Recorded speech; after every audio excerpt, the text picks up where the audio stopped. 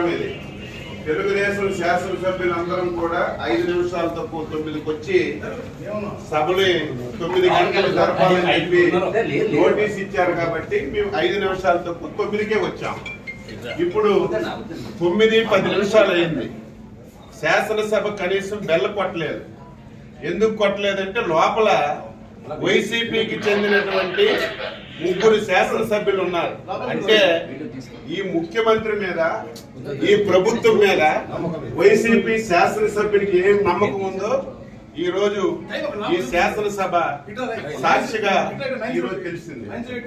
ఏది ఏమైనా సరే ప్రజాస్వామ్యాన్ని నమ్మినటువంటి వ్యక్తులుగా శాసనసభలో మాకు ఏ అవకాశాలు ఇవ్వకుండా, ప్రజా సమస్యలు లేవనెత్తకుండా, మమ్మల్ని ఎన్ని అవమానాలకు గురి చేసిన ప్రజల గురించి శాసనసభకు వచ్చి మా బాధ్యతని మేము నిర్వహిస్తున్నాం. ఇంత దారుణం ఎప్పుడు కూడా లేదు. 9-8 నిమిషాలు అయింది. ఇంత దారుణం ఏది ఏమైనా సరే ఈ 5 సంవత్సరాలు ఈ శాసనసభలో ఈ రాష్ట్రానికి ఉపయోగపడినటువంటి ఒక్క చట్టం కూడా చేయలేదు.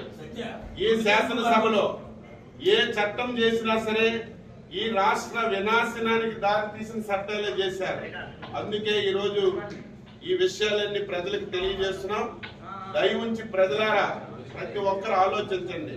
శాసనసభ అంటే ఈ రాష్ట్రానికి ఒక దేవాలయం.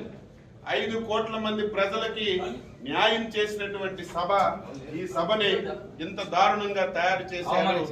ఈ రోజు జగన్మోహన్ రెడ్డి ముఖం చూడాలన్నా, శాసనసభకు రావాలన్నా నీ శాసనసభ్యులే ఈ రోజు రావడం లేదంటే ఇప్పటికైనా సిగ్గు తెచ్చుకోమని చెప్పి ఈ సందర్భంగా కోరుతున్నాం. 10 నిమిషాలు అయింది. మేము ప్రజాస్వామ్యాన్ని నమ్మిన వాళ్ళగా శాసనసభని గౌరవించాలని 5 నిమిషాల తక్కువ 9కి వస్తే నీ అధికార పార్టీ సభ్యులు ఒక్కరు కూడా రాలేదంటే బుద్ధి తెచ్చుకో జగన్మోహన్ రెడ్డి అని చెప్పి